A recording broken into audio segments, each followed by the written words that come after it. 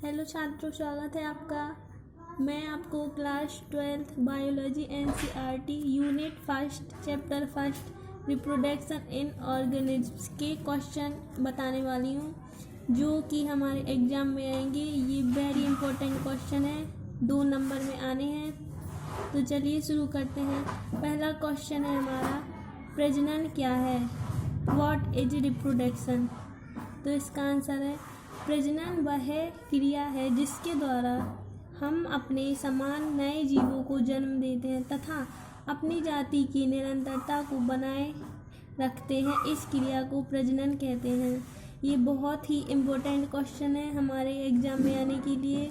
और second question इसी से रिलेटिव है। इसमें हमें प्रजनन की कोई 2 विशेषताएं बतानी है, तो हमने आपको 3 विशेषताएं लिखवा दी हैं। इसमें पहली विशेषता है, इस क्रिया के कारण कोशिकाओं एवं जीवों की संख्याओं में वृद्धि होती है।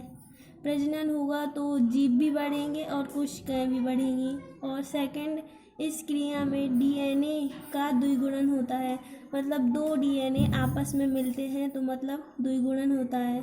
तीसरा, इसके कारण ही कोशिकाओं का विभाजन संभव है। जब जनन होगा तो कोशिकाएं विभाजित होंगी और उनकी संख्याओं में वृद्धि होगी। तीसरा इम्पोर्टेंट क्वेश्चन, अलैंगिक जनन क्या है?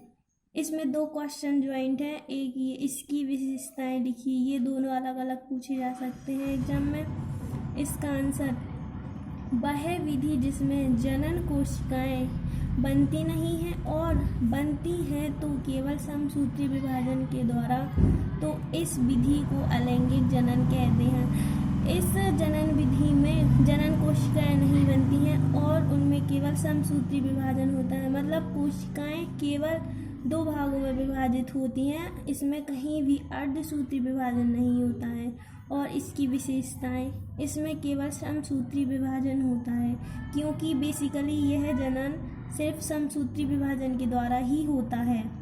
और सेकंड, यह एक जनकीय विधि है। ये बहुत इम्पोर्टेंट है क्योंकि इसमें 2 जनकों की आवश्यकता नहीं पड़ती है। इसमें एक ही जनक अपने समान जीवों को उत्पन्न कर सकता है। इसमें युग्मकों का संलयन नहीं होता है। ये भी इसी से रिलेटिव है, क्योंकि इसमें 2 युग्मकों की आवश्यकता नहीं होती है, 2 जीवों की आवश्यकता नहीं होती है, इसलिए इसमें युग्मकों का संलयन नहीं होता है। हमारा चौथा इम्पोर्टेंट क्वेश्चन, बहुभ्रूणता किसे कहते हैं? बहुभ्रूणता शब्द से ही साफ साफ दिख रहा है कि जिसमें बहुत सारे भ्रूण हो, मतलब एक से अधिक भ्रूण पैदा हो जाएं। जब एक ही बीज में एक से अधिक भ्रूण पैदा हो जाते हैं, इस प्रजनन को बहुभ्रूणता कहते हैं। देखिए, जब एक बीज हो और उसमें किसी कारण से बहुत सारे भ्रूण हो जाते हैं तो इस विधि को बहुभ्रूणता कहते हैं। इसका उदाहरण है बहुभ्रूणता नींबू जाति के पौधों में सामान्यता रूप से पाई जाती है।